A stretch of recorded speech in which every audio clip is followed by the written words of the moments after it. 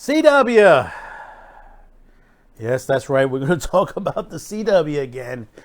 With the finalization of Discovery taking over Warner Brothers and the ensuing purge and bloodbath that is going on, of the firings that are going on. Basically, we know there's going to be a lot of changes. How long before CW is sold?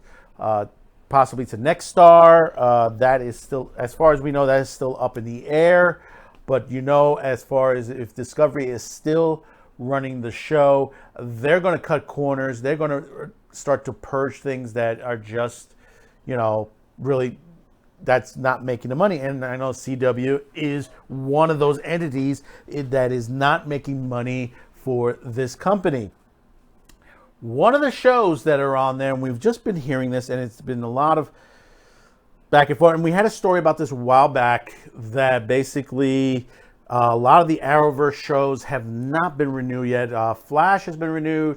The Superman and Lois and a couple other shows have been renewed as well.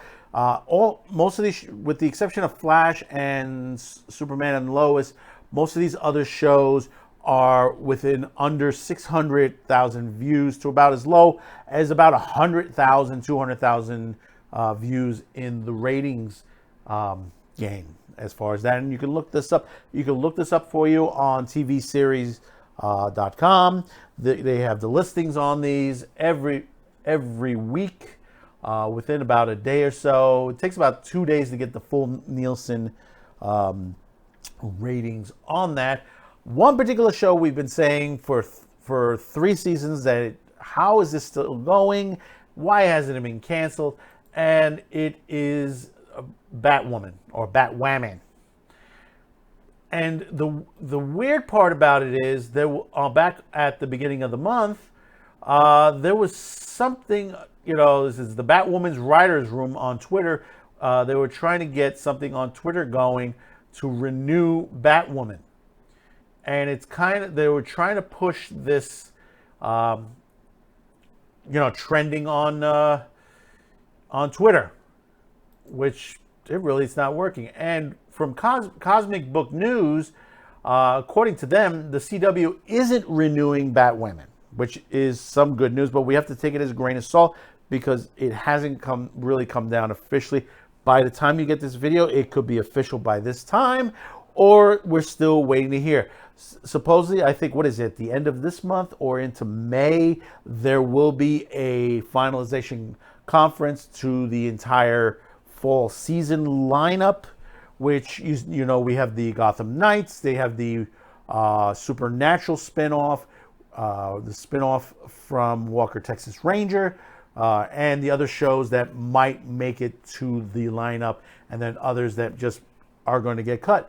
And I believe Batwoman will get cut on that. And I'm going to read a little bit into this from Cosmic Book News. The official writer's Twitter account is trying to get fans to campaign to help get the show renewed. The CW apparently has no present plans to renew Batwoman for season 4, which follows the early announcement from March regarding renewals for Flash and Superman and Lois. Batwoman not getting a renewal comes via the official Batwoman writers Twitter account, which is now advocating for the shows for fans to take part in a campaign to get the show renewed. Hashtag renew the Batwoman. Mine is hashtag cancel the Batwoman. The account tweeted within a bunch of smiley faces with heart shapes, emojis, as the Batwoman season 3 debuted Saturday on HBO Max. The show has debuted on the CW's in October 2019 and saw almost 2 million viewers. Understand, this is correct. There were 2 million people watching the first episode or so. However, probably due to its woke anti-male and anti-Batman agenda, which that is 100% true, most of the fans left and the ratings since plummeted as the final episode of Batwoman season 3 that aired the start of March saw only 420,000 viewers tune in into a massive 79% drop.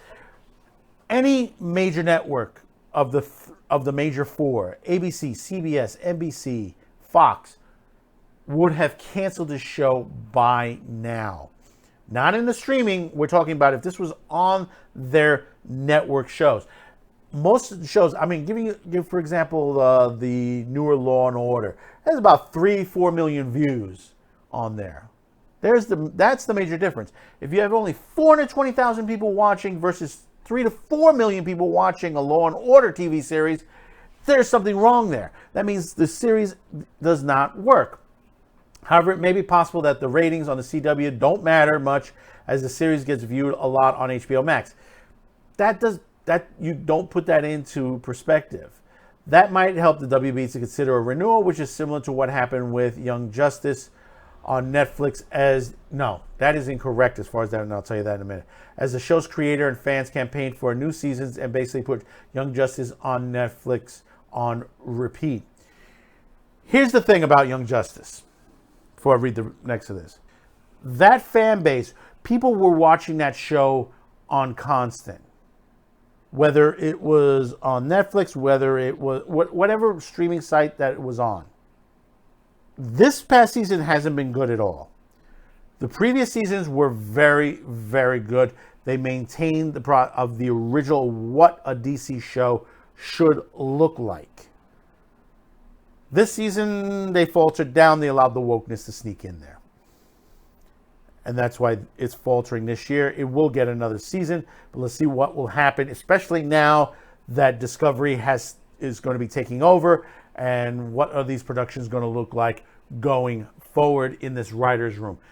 Will Discover fire most of these people around? Because they do have a group of people, good writers in their writer's room, and people that they can hire that are out there waiting in the wings to bring good scripts to some of these shows. The series isn't also without controversy, as Ruby Rose left after the first season, where she said she left due to an injury, but Rose since said in interviews the real reason she left because of the toxic work conditions. It's a little bit of both, and I believe on that because I saw that movie. Woof, that was horrible. Jovisa Leslie replaced Ruby Rose in Batwoman Season 2. Personally, I would like WB to ditch all the Batman stuff and keep whatever part of Matt Reeves and Robert Pattinson, the Batman, similar to approach what they did with the Nolan films, was released.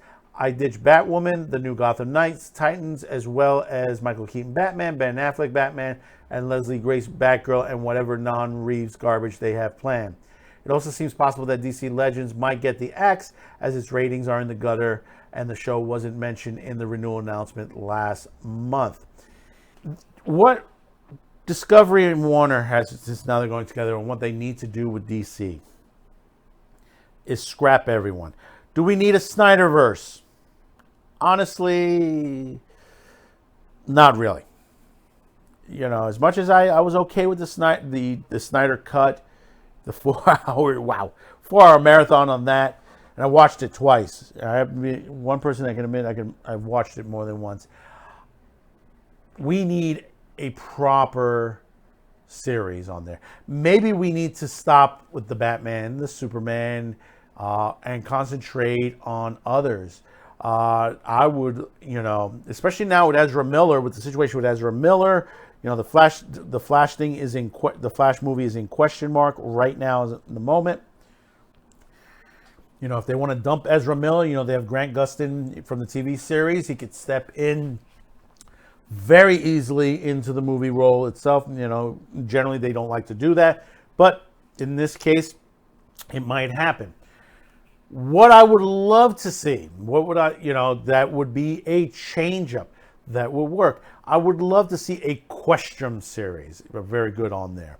I would like to see a renewal toward a Constantine TV series. And we're talking Question, you could do it either.